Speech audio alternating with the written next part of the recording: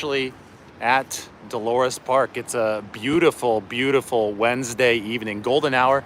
And why don't we get into the driverless car? This is how we operate this Wednesday 49ers Intel now. It has become a tradition.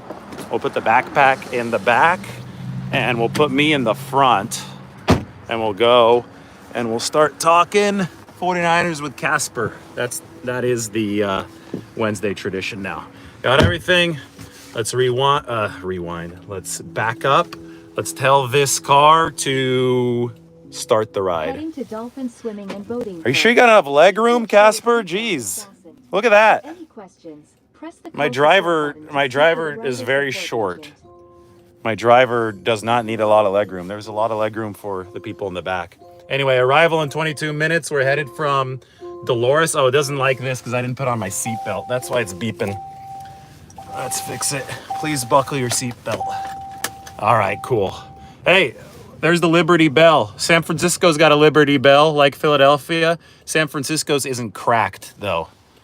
The 49ers aren't cracked as a team either. I think the 49ers might have broken the Eagles over in Philadelphia. Maybe the Liberty Bell was some good foreshadowing symbolism because Philadelphia, boy, they did not look good against Dallas. They kept on turning the ball over on the plus side of the 50-yard line. The defense for Philadelphia is as bad as advertised, and it was advertised pretty damn bad against the 49ers.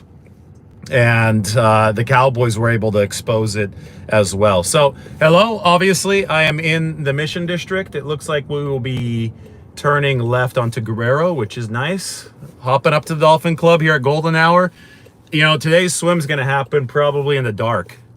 It's going to be cold. It's been chilly, I think, up in the city. As you know, I've been in LA over the past couple days where it got down to like 53 at night in LA, and I think it was under 50 at night here in San Francisco. Casper making the turn onto Guerrero. You can go. Oh, no, you can't. See, this is why these cars are good. They could see people in the crosswalk that I can't see, making sure that we are very cautious making this left turn. All right, we're off. 49ers Intel from the driverless car is here. It just allows me to get a good workflow in because I know that 20 minutes driving up to the Dolphin Club to get my swim in, it's a lot of time to not be productive, especially right now at happy hour. So here's my thought today because Kyle Shanahan was asked about it. Christian McCaffrey or Brock Purdy for MVP? Because, you know, a lot of people are saying, well, wait, Christian McCaffrey is so important to the 49ers as well, and he's doing historic stuff as well. And yeah, let's shout out to Christian McCaffrey. He's on pace for 1,500 rushing yards this season and over 500 receiving yards. He went 1,000 for Carolina back in 2019. But Christian didn't have as many rushing yards as he's on pace to accumulate this year. He's a leader by a huge margin in the rushing department, and he's going to win the rushing title barring an injury here. If Christian McCaffrey just continues churning out yards on the ground, he's got that big lead over Raheem Mostert and Derrick Henry. He's obviously a gravitational force for the 49ers offense. He's bringing defenders into his orbit, and that's opening up other stuff. But the truth of the matter is that it's going to be really hard for a non-QB to win this award just because of the reality of the sport of football. And the reality of the sport of football is that the quarterback position is the most important one on the field. So today, Kyle Shanahan said, you know, I don't want to encourage any cancellation of Christian McCaffrey and Brock Purdy as far as canceling each other out for that MVP award. And so Kyle Shanahan was very delicate in his words, but he said, you know, of course, Christian McCaffrey is somebody who I think would be deserving of the MVP award if it went to a non-quarterback, which Kyle Shanahan recognizes is not a very probable thing. But then Kyle Shanahan talked about Brock Purdy's MVP candidacy. And take a look. Driverless car sees a traffic jam. Driverless car is going to be turning right. He's not going to take the bait here. He's not going to go into the traffic jam. We're going to find our way around it, which is really nice. The 49ers offense has been finding a way around traffic jams this year. Anytime you got a double team at any point of the field, Brock Purdy has been smart to avoid going to that clog, and he's going to the open guy. And that's what Kyle Shanahan talked about when he discussed Purdy's MVP candidacy. He actually said everything that we've been saying on the channel here. He said that the numbers themselves from Brock Purdy, which have only been matched in NFL history by prime Peyton Manning and prime Aaron Rodgers, the numbers themselves make Purdy the MVP winner or the MVP favorite at this point, since they haven't voted on it yet. But Shanahan said that the tape only solidifies that, and obviously the tape is what should be the most important. And from a tape perspective, Kyle talked about that today. And yesterday, this is what I delved into on the beach down in LA, right? I talked about the 54-yarder to Deebo Samuel. Brock Purdy actually identified that Jamal Adams, who was covering Deebo Samuel, was flat-footed. When you saw that Jamal was flat-footed, even though he was lined up a good 15 to 20 yards downfield, Brock Purdy calculated that Jamal Adams would not be able to keep up with a moving Deebo Samuel sprinting right by him. So it's not just about vision and seeing where different defenders are and what the coverage alignments are. It's about seeing how those defenders might be prepared to react to distinctive movement from the offense. So when Casper, we're stopping right now. Casper, like Brock Purdy, knows how to identify routes when they're open. Casper is shorter than Brock Purdy, though. Casper doesn't have his seat set up for a lot of leg room. Okay, back to your regularly scheduled programming, because we're still talking about Brock Purdy. And, either way, there's traffic. So the defense, which is the traffic of San Francisco rush hour, is playing us tough right now. It still says arrival in 17 minutes. I don't know if we're going to make it by 4:58 p.m., as it says. Anyway, when you look at quarterback processing, Kyle's point was it's not just about the X's and O's and the defenses and where everybody's in position at the time of the throw. It's about gauging what might happen, what might change based on the subtleties of every defender's alignment at the time. So when the 49ers saw Brock Purdy, or when Brock Purdy saw the Seahawks' Jamal Adams flat-footed, he said, okay, I'm going to victimize him. I'm going to go after this guy who's flat-footed because Deebo Samuel's going to run by him. That's the type of small thing that Brock Purdy is doing on the football field that is really, really hard to give him credit for unless you know what you're watching. He is able to subtly throw receivers open if he's going left shoulder, right shoulder ahead of when they're open. He's delivering the ball before Brandon Ayuk comes out of his break, before Christian McCaffrey came out of his break in Philadelphia. And he's also identifying when safeties or linebackers might be flat-footed or leaning in a different direction that they should be leaning, and then he can decide to not go to his first read. He can to change his progression reading based on the subtleties of the defense that he's diagnosing.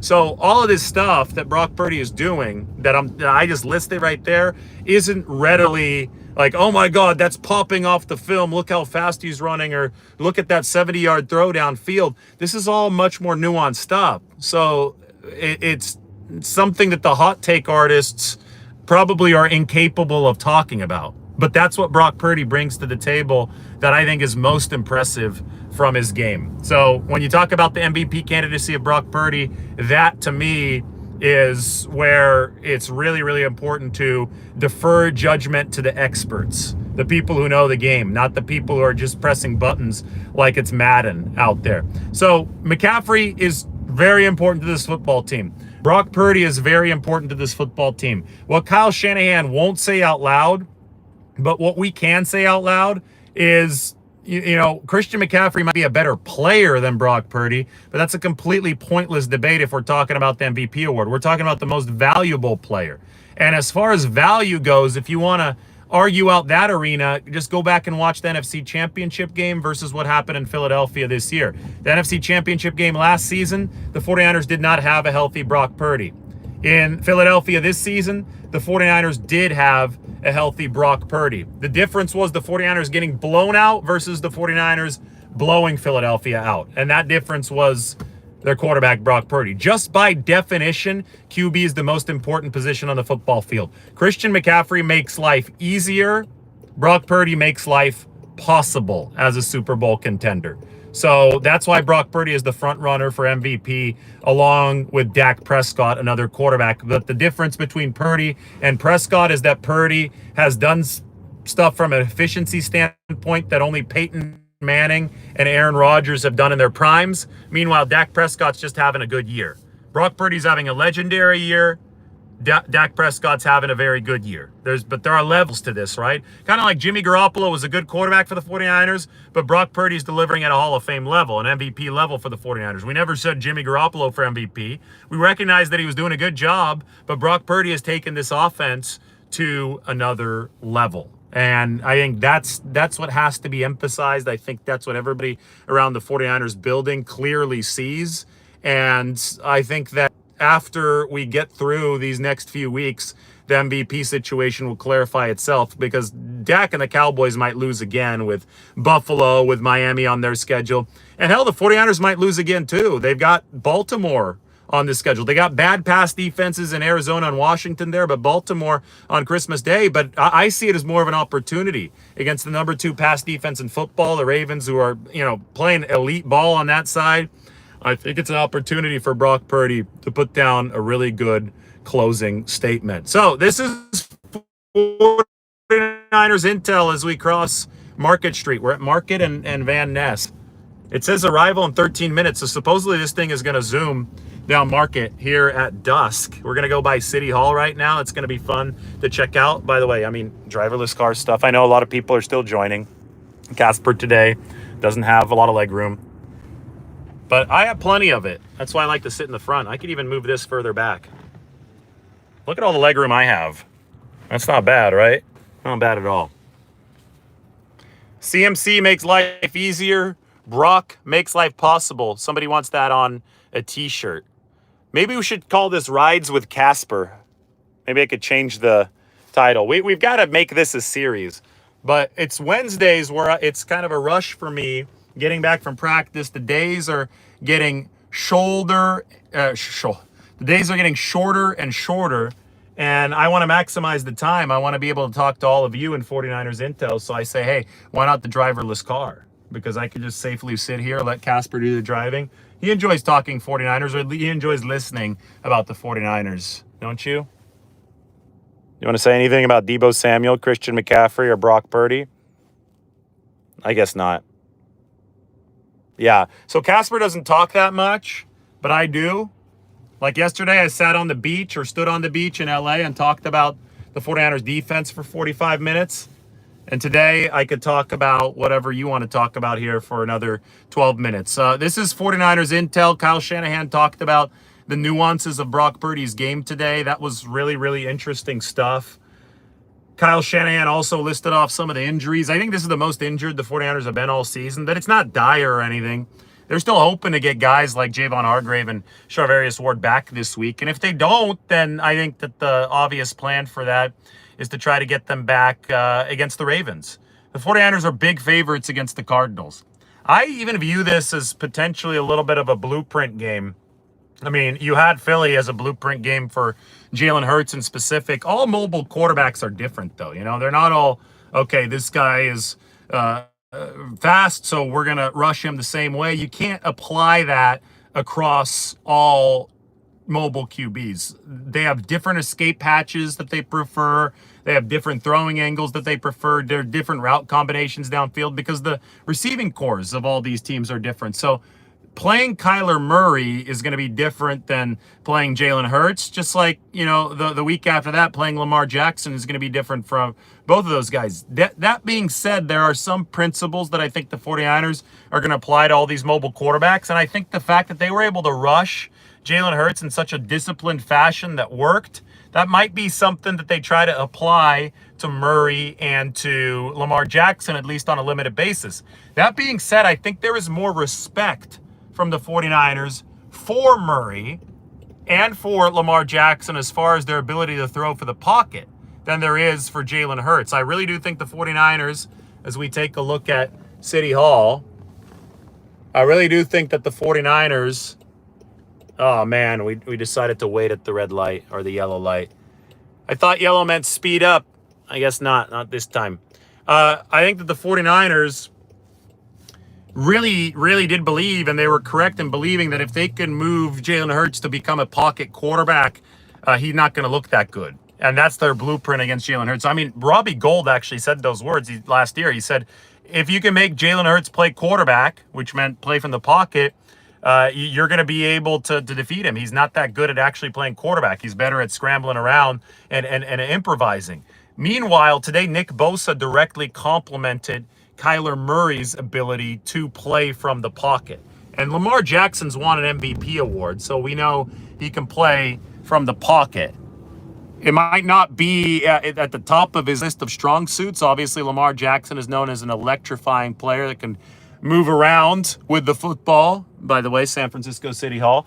But it definitely is an ability of his. So the 49ers over the next 2 weeks, I don't think it's going to be able to be a carbon copy game plan of what they did against Philadelphia. I think you amend it on a week-by-week basis, and you might be able to take some principles of mobile quarterback containment with your pass rush and carry them over. So these could be viewed as warm-up games, but I would urge you against looking at these as like, okay, this game plan worked. Let's just take the same exact thing and apply it to the next week, because every quarterback and every offense is different. Obviously, no more Zach Ertz for the Arizona Cardinals. We'll see what happens in the case of Zach Ertz, who he might want to sign with. I know that the 49ers are one of the contenders, one of the teams that's interested. Obviously, you have the Arizona Cardinals as his former team. The Philadelphia Eagles are probably interested in Zach Ertz as well. So he's just one of the connections here because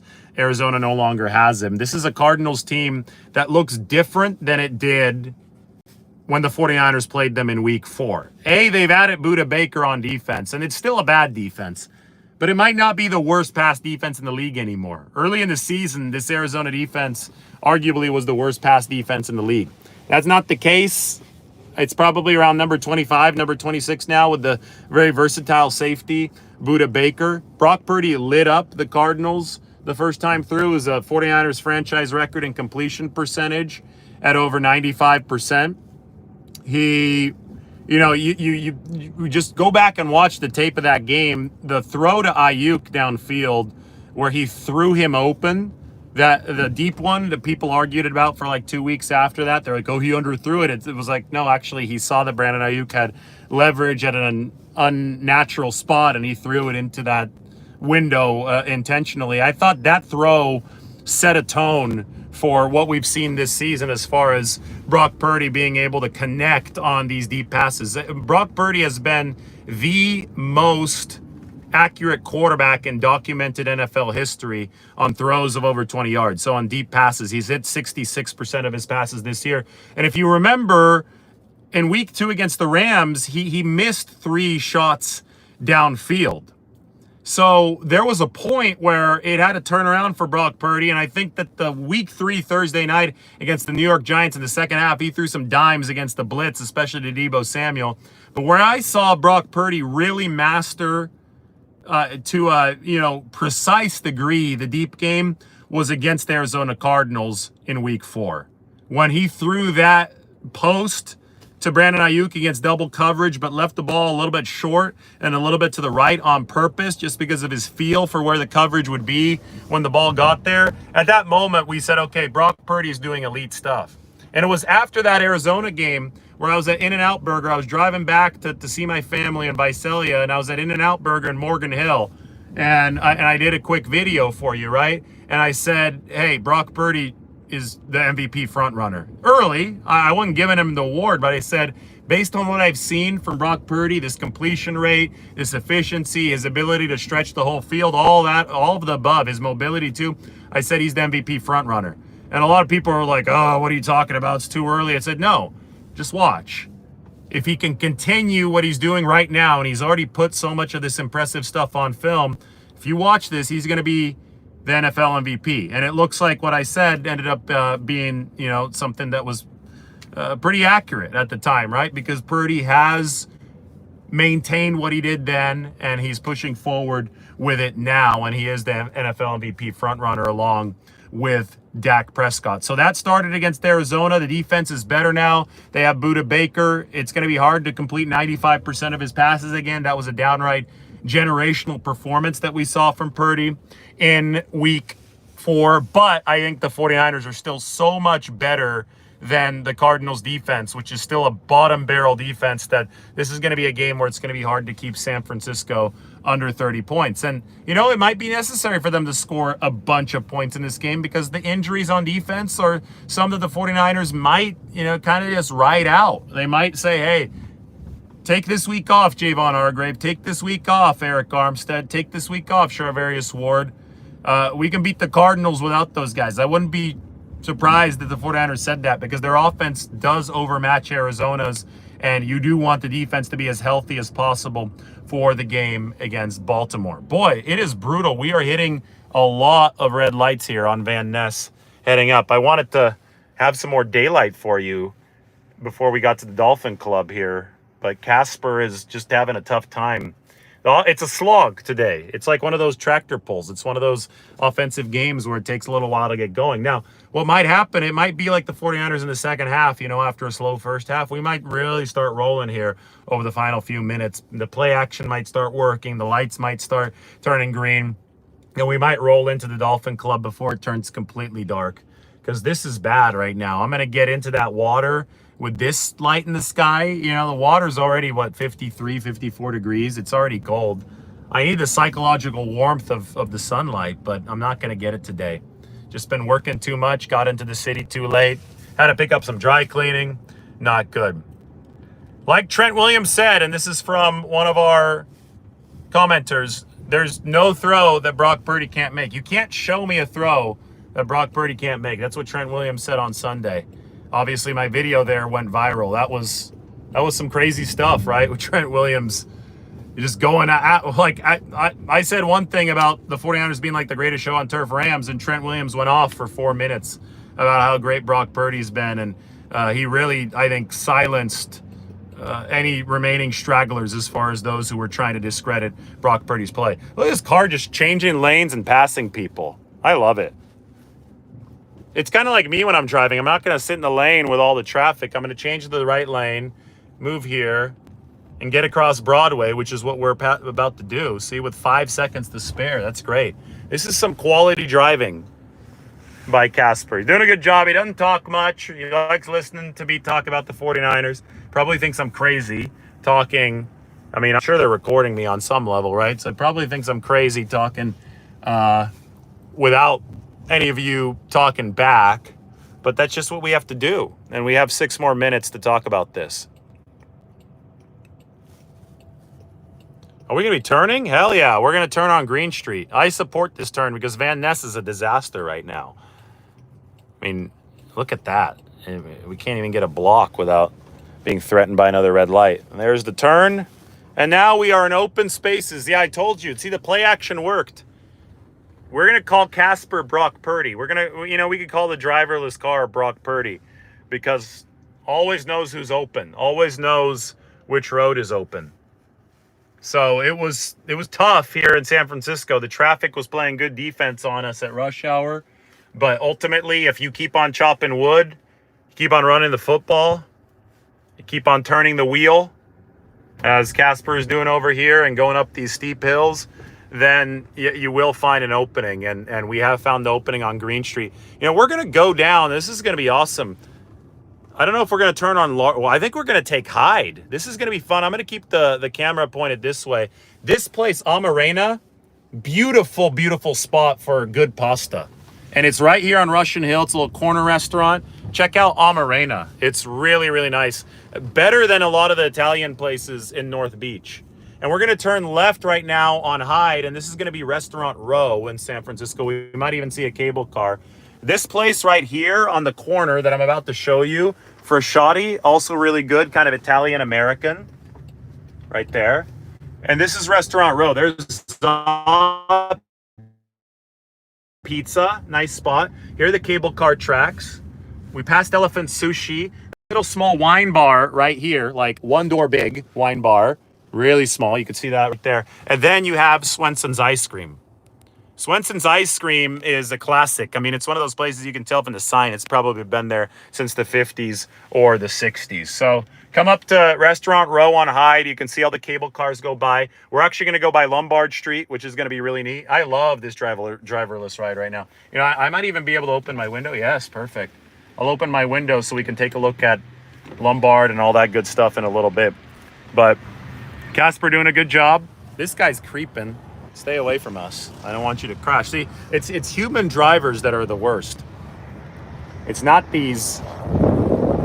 It's not the robot cars. It's the human drivers. All right, down the cable car tracks. I understand if I keep the camera out of the window, there might be too much wind noise. So this is gonna be the old Rice-A-Roni shop pretty soon. You're gonna be able to see down to Alcatraz. I'm glad we still have a little bit of light, because you can see the wonderful shots of the city like here. There's Coit Tower and North Beach. And Lombard Street is next. This is going well. This is cool. I really enjoy the fact that Casper listened to me and was like, okay, let's take the scenic route as we talk about the 49ers. People arguing about Brock Purdy in the comment section. Guess what? If you say that Brock Purdy's not good, if you say he's not MVP candidate, you're wrong. If you're saying he's not the leader, you're wrong. He's absolutely the leader. He's doing stuff that only Aaron Rodgers and Peyton Manning in their prime did. Not even Kurt Warner had as high of a mark in adjusted net yards per attempt as Brock Purdy. Okay. Still waiting here. Lombard Street has everybody stopped. I wonder if there's a cable car in front of us. There might be. I don't know. Finally, we're moving a little bit.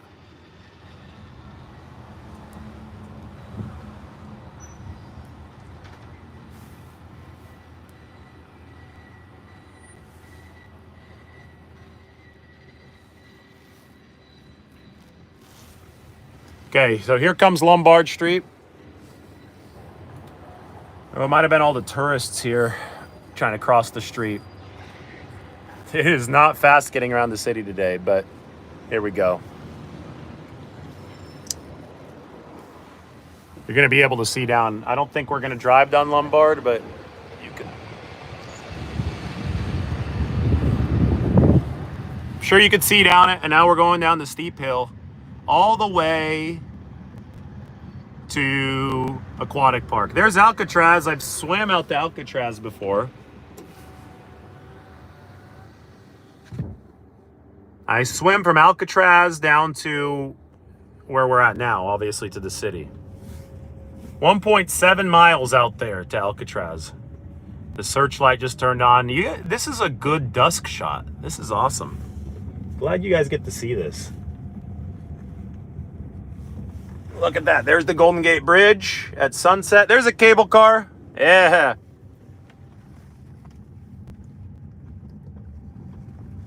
My ears are popping. That's how quickly we're losing elevation here. Yeah, it was a cable car that was holding us up earlier. And it still is. It's in front of us. So next we're going to go by the place that invented Irish coffee, the Buena Vista Cafe. And then we'll be at our destination, so it will be good.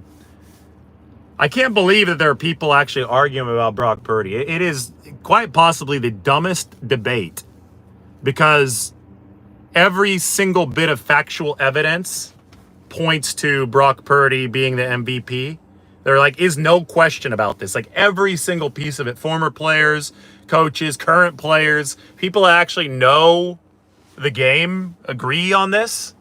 It's what I've been talking about since week 4. I was just the first to be talking about it because it was early in the season. The fact that it's a debate is so funny to me, because it's not one. It's like saying 1 + 1 = 4. No, it doesn't. You don't get to live with your own truth. People don't have their own truth. The truth is the truth. And in this case, it is that Brock Purdy is the leader for MVP. Anyway, Buena Vista Cafe, where we're about to go by here in a few seconds. Back in, I don't know when this was. I think probably in the 1950s or the 1960s. There was a San Francisco Chronicle travel writer named Stanton Delaplane, and he was in Shannon, Ireland, which is the airport that's about 45 minutes away from the cliffs of Moher, those famous cliffs over on the western coast of Ireland. And he wanted a drink that would give him caffeine and also some good Irish whiskey at the same time because he wanted to get drunk. Well, he also probably needed to work, so he needed the caffeine. So he told the bartender at the Shannon airport that he wanted both of these things, and the bartender said, "All right, here you go." And he mixed the two, and he put some cream in it as well. And Stanton Delaplane, the San Francisco Chronicle writer, said, "What's this? What do you call this drink? It's pretty damn good." And the bartender at the airport in Ireland said, "Oh, I never made it before. I don't know. It doesn't have a name. Just call it an Irish coffee." That's where the Irish coffee was born. So Stanton Delaplane, who had this first Irish coffee in Shannon, Ireland at the airport, ended up liking it so much that he traveled back to San Francisco and he founded his own cafe, which was called the Buena Vista Cafe. And the Buena Vista Cafe served the first Irish coffee in the United States of America. It is right here in front of me. That's a cable car in front of me. But the Buena Vista, you could see the neon sign through the tree, is right there. You can go and grab Irish coffees at any time that you might like from the Buena Vista. It's awesome. So I have my own Shannon, Ireland airport story, but I think I'm going to get to it later because this driverless car right here is stuck behind a cable car, and I think I want to get out because I don't want to wait for this cable car to move. My Shannon airport story was totally random. I was on a plane that was leaking fuel over the Atlantic Ocean, and we had to make an emergency landing in Ireland. And that's how that story just got started. So remind me next time. We'll talk about Shannon, Ireland and my emergency landing. For now, bye from San Francisco. Driverless car trying to figure stuff out. I think that we're going to be stuck behind this cable car for a while, but I'm at my destination anyway. So I'll talk to everybody very, very soon.